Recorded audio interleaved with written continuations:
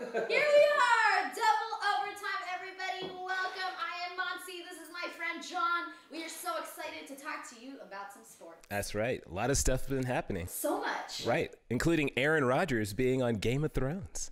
Raise your hand who cares about Game of Thrones. I don't even care about Game of Thrones. I don't care about no dragon eggs. Wow. I don't care about anything. I tried watching 3 episodes of Game of Thrones, and I was like, I couldn't care less. You just don't like the making love with family members and killing people? I guess so. You know, say I'm weird. I guess so. That is weird. That is weird, Who right? doesn't like having relations with family? It just was There's a not lot my of people cup of who should tea. be. Even though I see so many people get into it nowadays, I wonder if I should give it another shot. But I tried, and Well, real fans are saying that it's getting worse, so maybe you shouldn't. well, maybe we shouldn't. Yeah. But Aaron Rodgers was on it? Aaron Rodgers had a quick little cameo. How cute. I think he was maybe burned or something like that. I mean, he was just a soldier that was sent in to die, but that was something that he wanted to do, and he was very excited that he got a chance to do it. So, Oh, that's kind of cool. yeah. So. Do you think Porzingis was just as excited as he got beat? Well, I think it's nice that we're keeping that Latvia thing. That's very good connection right there. But because Game of Thrones did some filming in Latvia, and someone who was also pretty bloodied in Latvia was Porzingis because he got beat up by some people for apparently leaving the Knicks. Yeah, I didn't know people in Latvia / next to Russia cared so much about Porzingis staying in New York. I mean, I think some of it might have to do with the fact that, I mean, who from Latvia is going to Dallas? You know, they're probably not kicking it down in Maverick country. Listen, so. Latvia, you should just be happy you have a player in the NBA. I mean, yes, they probably should be, but apparently somebody threw a chair at the man. Well, that's a tall dude. How else are you going to get him? Yeah, I know. He had a bloodied eye. Like, his eye was all bloody. And I was like, who got up there and hit him in the face? Yeah, like, I would need a severe boost. Yeah, I would have to hoist you up. You could probably jump and get him. Right. I would need like... I'd have to put you up on my shoulders. Yes, that's like how we would take a down child. Porzingis. Poor guy, but he seems to be okay. You did Yeah. mention that he broke his hand. Yeah, he did though. break his hand. Yeah, he broke his hand doing it. We'll so. see if that leads into the next NBA season for him, if it affects him. Hopefully it'll be healed up by then. Right, hopefully. But the NBA season is not over. It's not. Oh, it is It's only heating up. not. It is just insane what is happening right now. Let me tell. Let's first, before we go into the official finals, conference finals that we have going on. Okay. We need to discuss KD. We have to discuss. We got to discuss KD's injury. I cannot tell you how upset. I mean, actually, you were there. I was there. I can't tell you. I witnessed all of this. We were that there she's gonna together. Talk How upset I was that the Rockets could not pull off that win. Are you kidding me? It's just James Harden. What are we doing, Rockets? Mike D'Antoni, what are we doing?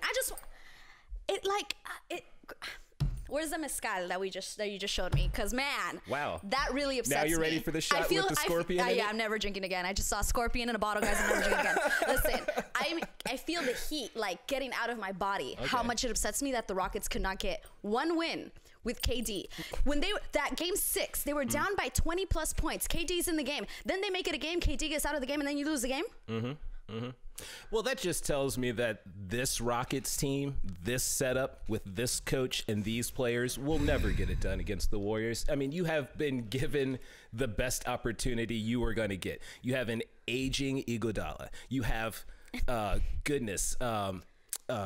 you had Steph not score anything in the first half. Yes, you did have that. And you have Bogut, who's too old to even be out on the court. So, like, that's the guy I was struggling with. I was like, who is he again? The Australian guy? Yeah, Bogut. He has no business really being out there in the first place because he's only good if your center isn't going to move. But, like, you're not going to get that in a lot of games. So I don't know how they pulled this off, but they did.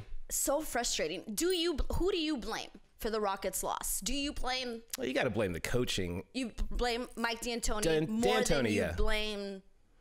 Well, because as the coach, you know what you have and you know what you're working with. And if you're going in the route of iso ball, if you're going that route and it's not getting it done year after year after year, I mean, that's kind of on you, you know?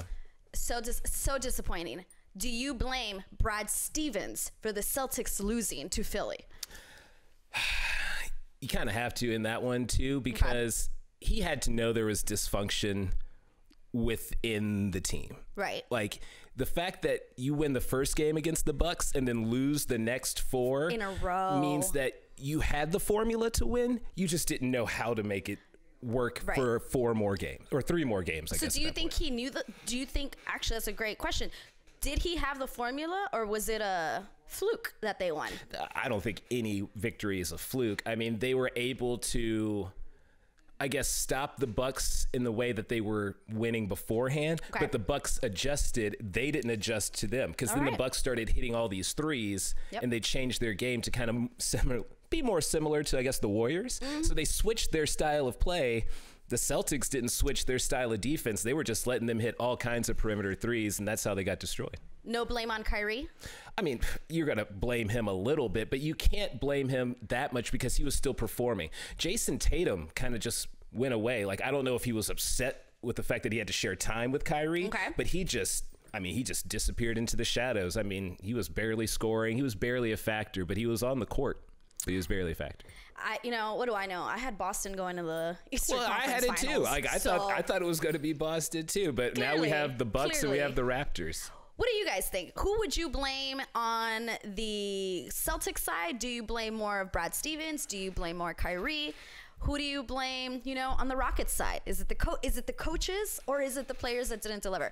Let us know in the comments. Let us know who you blame. But now in the Eastern Conference Finals, we do have the Bucks taking on the Raptors. Oh, Kawhi Leonard. Playing big boy ball. Who do you think you are? Kobe Bryant? What are you doing? Dude. He's balling out. Now, granted, he did shoot the ball like 800 times. He did. He shot it 38 times. Okay. I believe 39. I think it was 39 times. 41 points, but man, that's not really good on the averages. Did it matter though? That last one really did. It didn't look like it was going in at first. It hit the front of the rim and then went up, touched some more rim, and then went up, and then went in. It was the longest 4 seconds. Oh yeah. In history, at least that I was like, how long? This took so long. It was like the world stopped. No, it did. It was so long that Kawhi was able to like sit down and like look at it. He like think sit about down it. and rest Maybe and ordered see. pizza.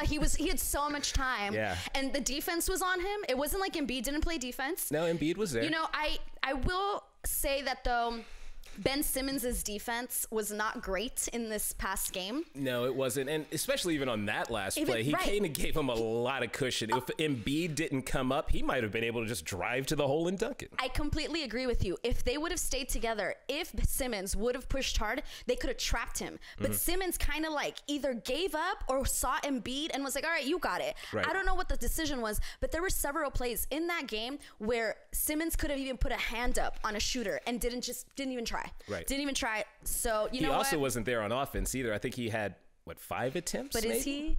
I mean, well, but I'm saying he is. Sometimes he is. And I didn't mean that as a jab. I meant it more in the sense. Seemed like a jab. Kind of did. My bad. It was more in the sense that they don't rely necessarily on him on the offensive side. They rely on him more for, tempo, controlling the ball, making plays. And then if he scores, it's great. But you don't rely on Simmons for the scoring. So I don't blame him too much. I just blame him more on the defense. That's what I got to say about that. I got you. So now, who do you have winning? Raptors or Bucks? Well, I got to go with the Bucks, mainly because the Raptors just have Kawhi Leonard. Now, if no one on the Bucks can stop Kawhi Leonard, then good grief, they're in trouble. Because, I mean, if you look at it, no one else helped Kawhi in that victory. I think Lowry had 10 points. 2 of which were layups, I think. Like, he wasn't doing anything. I'm the one jabbing here. No, I'm sorry. But Lowry, you're not present when you need to be.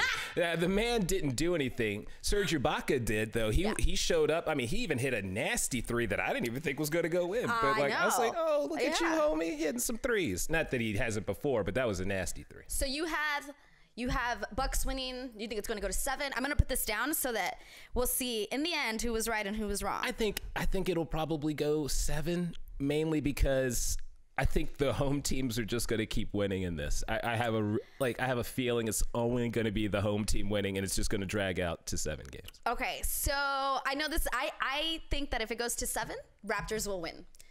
That's what. If it goes to Game 7, I think the Raptors are going to win. But if it doesn't go, I think that the Bucks can handle it sooner than 7. Okay. But if they let it go to 7. Think they'll? I don't think they're going to be able to pull it out. You know, having the experience of Game 7, like what they just went through Toronto, kind of has an edge. They're kind of like, look at what we can do. So that's why I think if they're going to drag it out to Game 7, I don't think that's good for the Bucks. That's what I think. Now let's get to the Western Finals. Okay. Where we got the Blazers, Curry brothers. the Curry brothers. That's right. For the first time in NBA history, we have two brothers that are going to play off against each other. They are brothers too. They are brothers. They're brothers in a couple of ways. In a couple of ways. But for the first time, this is going to happen, even though you pointed out how we do have the Gasol brothers on the East. Right. One is not playing, so it's a little different, but they'll be there in the same vicinity. They will be. Together. I mean, you're probably bringing in Pau so that he can tell you what his brother likes to do. Right. So it'll help at least eliminate one Raptor. Let me tell you how you can get Mark. You can just, hit him on the side. No, just kidding. That's right. That's probably what he's when going to say. When we were kids, I used to just throw my elbow at his face. We're like, we can't do that, Pal. We can't but just do it. We do it in Europe all the time. It's okay. So we're going to have this happening on the Western Conference Finals. Brothers going off against each other. Obviously not the same caliber. No offense to Seth, but it's not the same. We'll see. Come on. Seth comes off the bench, and sometimes he'll score some Sometimes goals. he'll score. So we'll see what happens. Yeah. But how do you think the Warriors feel without KD? I felt like perfectly fine. Perfectly fine. Perfectly fine. Even almost better. Like the rhythm of their game. Well, they're just going back to the old school Warriors. Right. Yeah. So like going back to what I've always said, Curry and now I think Thompson, they have to both hate Durant. They have to hate Durant. I don't know why they have to hate him. There's no way that they don't hate Durant. Why do they have to hate him? Because Durant plays, and then it's like, all right, so I guess I'll wait here until Durant gives me the ball, and then if not, then I get to be as good as I want to be. I mean, what is next? And we know you love Durant. Listen, I'm being told that I got to change the subject. It's true. And also be told that I love Durant. You will love him when he becomes a Clipper. I don't love Durant. You're going to love him when he becomes a Clipper. No. A mí no me gusta nada de Durant. You're going to be rocking that 35? If he comes to the Clippers, I will cry. But take us to the finals. But take us there. But I just won't cheer for you. But take us there. All right. As we move on, let's move on to baseball. All right. You know, from the hardwood floor, let's head out to the stadium. Okay. Head out to the to the diamond. To the diamond. That's right. Stadium. Ladies diamond. love diamonds, right? We do love diamonds. The way you said that. We do. We do love diamonds. We a guy in a nice suit with a diamond. Ooh, stop it. Anyways, I digress. She went somewhere else. What are we talking about? Like when we talk about Chris Webber, she goes somewhere else. Chris Webber in a suit with the diamond in front of my face. Good grief. That was her dream last night. Baseball, you know, we talk about how baseball is such a long season. We don't really know what could happen. Anything can change. But one thing is for sure, the Dodgers are still in the same groove. Oh, yeah. The same great groove. They have a good team. They have easily probably the best team in the National League with probably the best pitcher now with Ryu. I mean, Ryu threw almost a no-hitter. So close. I think it was one hit Just in the one ninth hit. inning. Yeah. And that's it. The man nearly went like as good as you can do besides like a perfect game. So he's only walked, I think, 3 people all year long thus far. I mean, he's throwing nastiness. I can't believe it. Like, as long as he stays healthy, the Dodgers are going to go pretty far this year. I know. We talked about like how the pitching wasn't so great, but if they can get Ryu to stay healthy, well, that's just the big one. Kind of all of their pitching too. I mean, you need to have a healthy Kershaw, you need a healthy Ryu. I mean, you need a lot of healthy people. Right, but Ryu's not the only one doing it. And one thing we didn't talk about last time we talked about the Dodgers because he wasn't doing much was Justin Turner. But now he's in his own groove. Well, he starts slow. He does. He does. But, you know, and you can always trust Justin Turner's defense. That is like a for sure thing. Right. But obviously it's the hitting. But now he's getting in a groove. He had a 3-homer game. I know, you want me some money. Thanks, Justin. We'll let him know that next time we see him at Dodger Stadium, right? I'll let him know. We'll let him know. Yeah, he had 3 homers against the Braves, and then the next game he had another homer. He had like 5 homers in 4 games back to back. So he's getting in groove. But Bellinger, he is now the first Dodger to have a 400 batting average through 173 at-bats. The last time somebody did that was Jackie Robinson back in 1951. He's in good company. He is in elite company. Yeah. I mean, the way he's going to win the MVP if he can keep this. I mean, he's going to get MVP. He's going to get batting title. I mean, he's going to get everything. They'll give him the Cy Young, even though he's not pitching. Just give him everything. Why not? Give it to him. Sure, let's do it. But what's going on with Machado? I hate him. He's right here. I defaced him. I mean, I have a bobblehead for those of you. If it's your first time tuning into Double Overtime, thank you so much for tuning in. Thank you. But we do have a bobblehead here of Manny Machado that I've been defacing as we've done the show. That's a gift I gave to her, everybody. Is this how you treat your gifts? Did I just tell you what girls like? Diamonds. You want to give me a gift? Give me a diamond. God. Anyway. I'll get you a signed photo of Chris Webber. That's the best I could probably do. You see? You see that? Okay, I like you again. Okay. Machado and the Padres kind of are... Yeah, but I mean, they're not like plummeting it so fast that it's bad. No, not so fast, but they're definitely not in the groove that they were when they started off. It's true, and they're about to see the Dodgers here soon, so they're probably going to have a few more hardships along the way. But, you know, Manny's defense is still there. He still has good defense. Let's not talk about how good his defense is. But it is good. I know. Manny, you have good D. It is very good. Very good defense that he has. Very effortless. No, it really is. And again, it's frustrating. It's just natural talent. I mean, don't say that's that. why he says he doesn't hustle. He doesn't need to. He doesn't need it. He does not need it. But yeah, his bat needs to wake up. I mean, him and Harper both probably need, you know, a little help with the bats, but Harper's at least not getting booed on the regular right now. They're not. Do you think Machado would get booed at Dodger Stadium? I mean, he wasn't there long enough for him to but Dodger fans are hateful, so probably.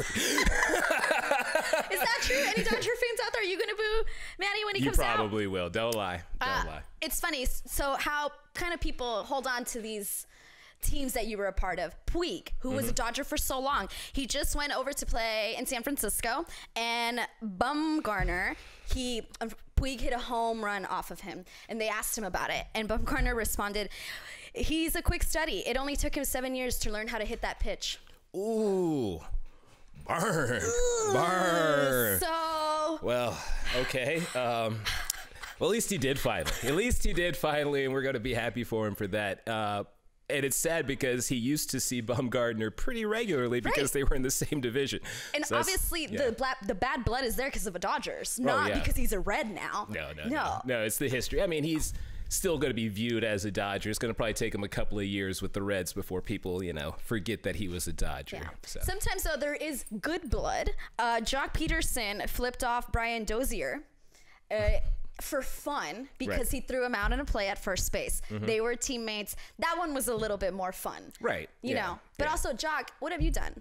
Why are you flipping anybody off? Well, what he's done is hit a lot of home runs. But not as, it's kind of been sporadic. Well, yeah, because they pay him to just swing that bat as hard as he can. That is true. He has had a lot of leadoff home runs this season. Oh, yeah. That is true.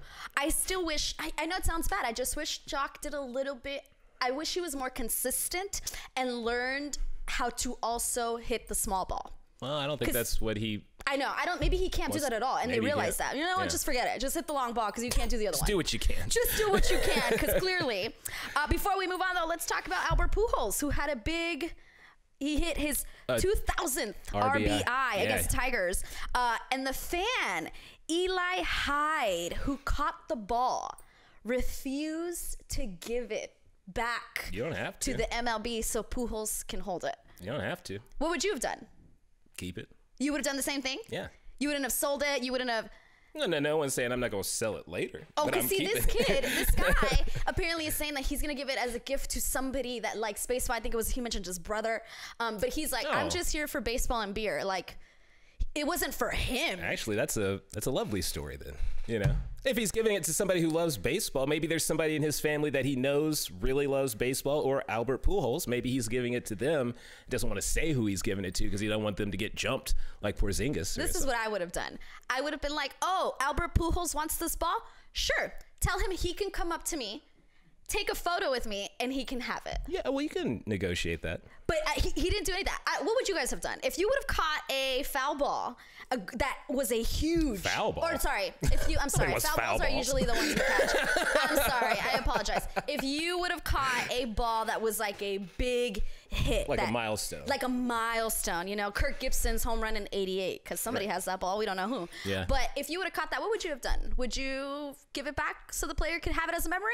Or would you have just said no? Like it depends. I'm a Dodgers fan, so he ain't getting it from me. You know what I'm saying? We got people here asking for money. Pay me. Give me money. Our producers want money for the ball. Our producers want money. You know, it's good people out here. Well, apparently, like, they were trying to persuade him, and they were like, well, you know, you can't get it authenticated because we're not going to help you authenticate it. Like, they were just trying so hard. Well, here's what's funny is here's how you can authenticate it. Show somebody the proof of you catching the ball on ESPN and be like, this should be proof enough right here. Right. So, yeah. I mean, can't forge that really. So what if it was a player that you hated? If it was a player I hated? Yeah, like if it was somebody who you were not happy that they did this milestone, would you give it back for money easily? Like, it doesn't matter. Yeah, if it's somebody I don't like, if it was like Bryce Harper's, I'd probably throw it in the garbage on my way. Watch me burn this. Throw some mustard and ketchup and relish in there And too. just like deface it. Yeah, deface it. Deface Much it. like you do with Manny. And here. you know, if Manny Machado hits a home run to me, yeah. All right. I would probably deface it too. Exactly, yeah. Yeah, So I you heard respect that first here, Bryce. If I ever catch any of your milestone balls, going right in the garbage where it But belongs. what milestone is he gonna have? I don't know. Most strikeouts in the season, probably. And burn.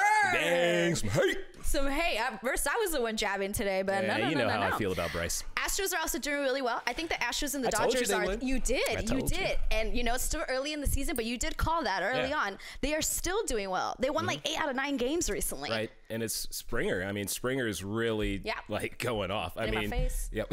Just too excited in my face. Like he's going from star to like household name. I mean, he was already a star that year that he kind of embarrassed the Dodgers in the World Series by hitting literally every ball out of the park. Right. So now he's just kind of like doing it again. He's like, look, I'm the man here in Houston. So he's going that route.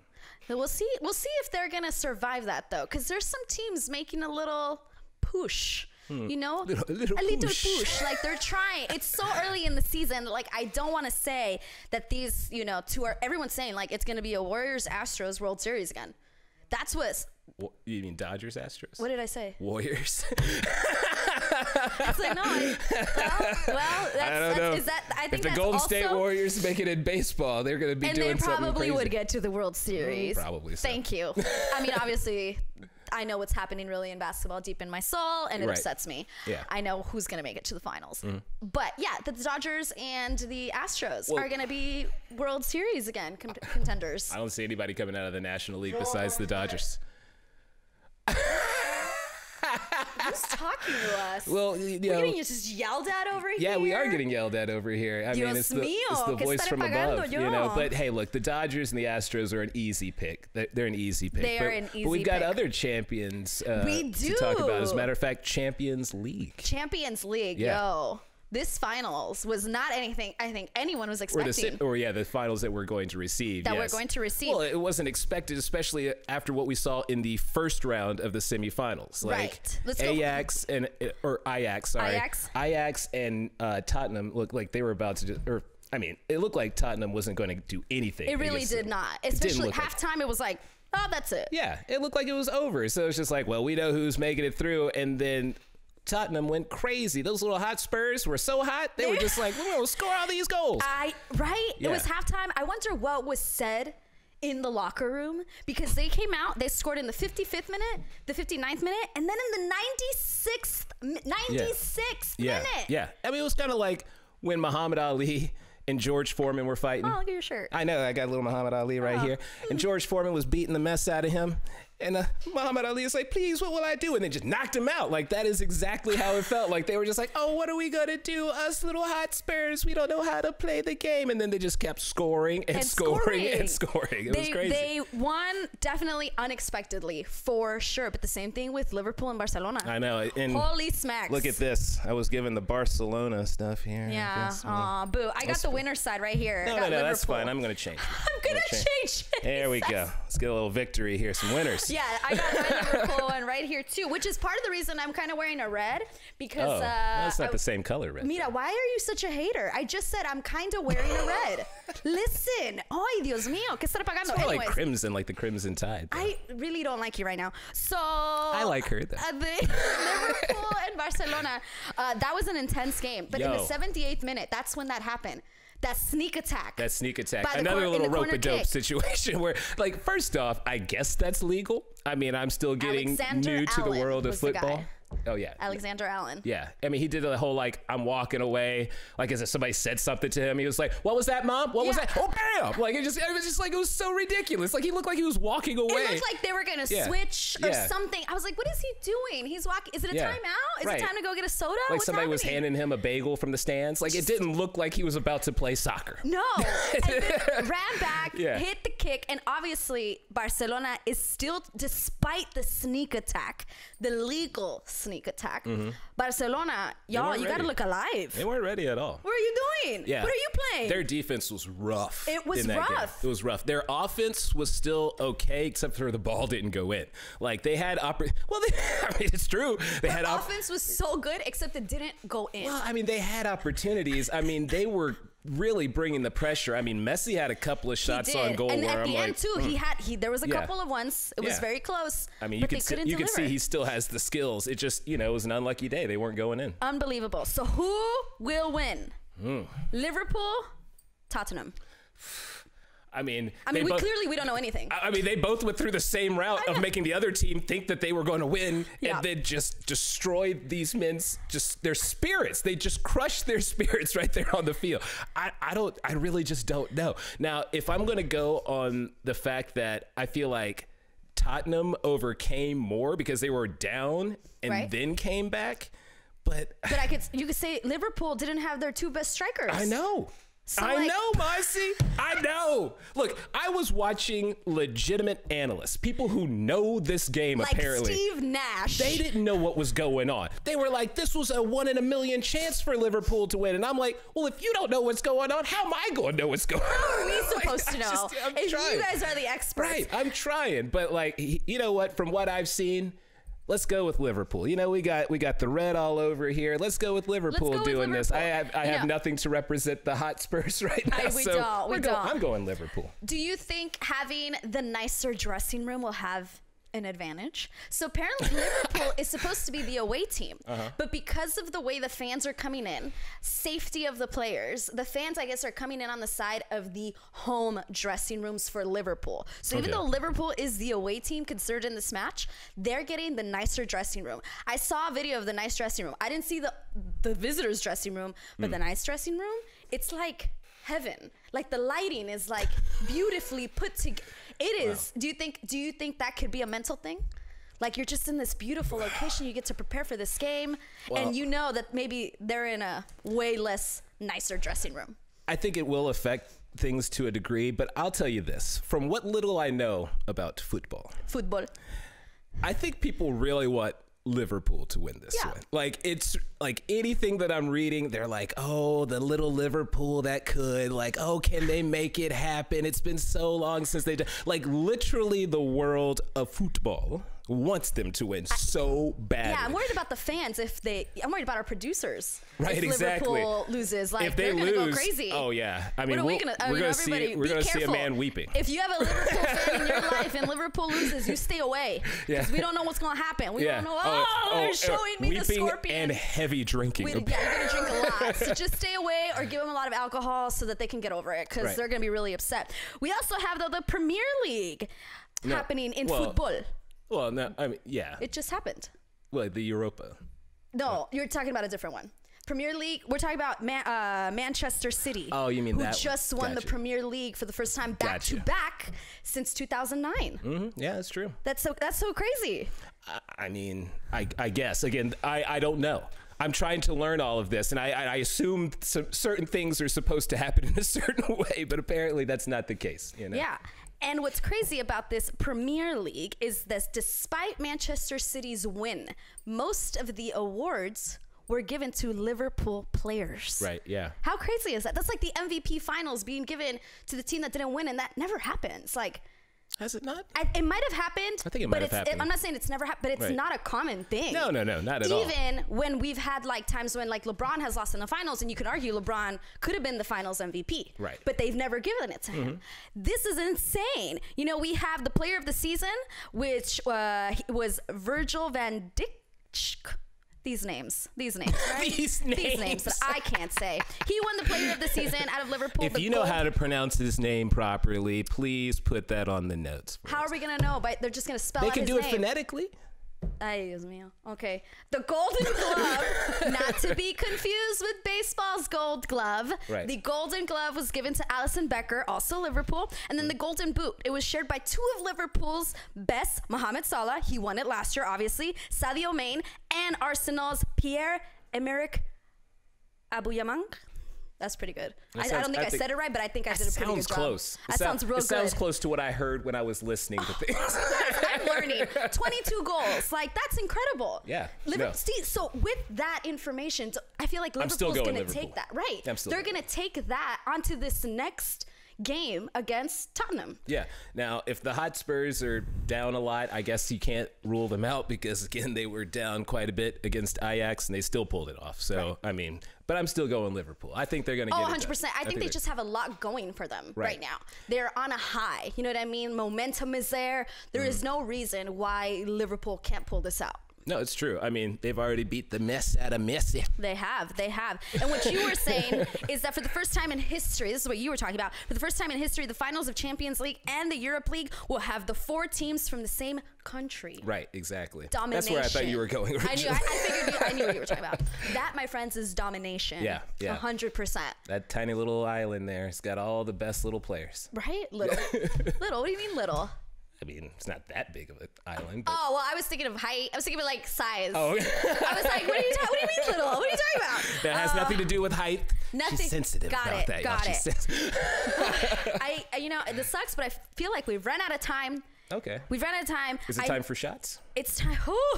No, there's a line scorpion. Line them up, scorpion Luis. in that bottle. I'm not drinking it when there's a scorpion in it. Okay, I'm not doing that. All right. Okay, maybe I'll do it. Listen, everybody, thank you so much for tuning into Double Overtime. We greatly appreciate you listening, watching, laughing with us, disliking John, whatever. No one dislikes me. Anybody if you else? dislike me, please put that in the notes. I see some hands. Great. There's no hands in here. There were no hands. Don't lie to these people.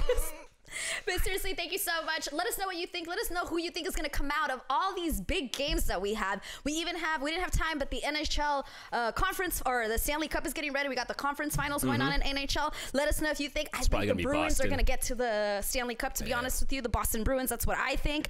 And we'll see you from beyond that. Let us know. Let us know what you think. John, where can they follow you? Where can they bother you? They can bother me at John024Durnell on Instagram, and then Twitterless John on Twitter. That's twit_Turless John. And where can they find you, Monse? Oh, you can find me across social media at Monse Bolanos. You can also follow the network at LATV Network. We greatly appreciate you guys always tuning in and listening. We'll see you next time here on Double Overtime.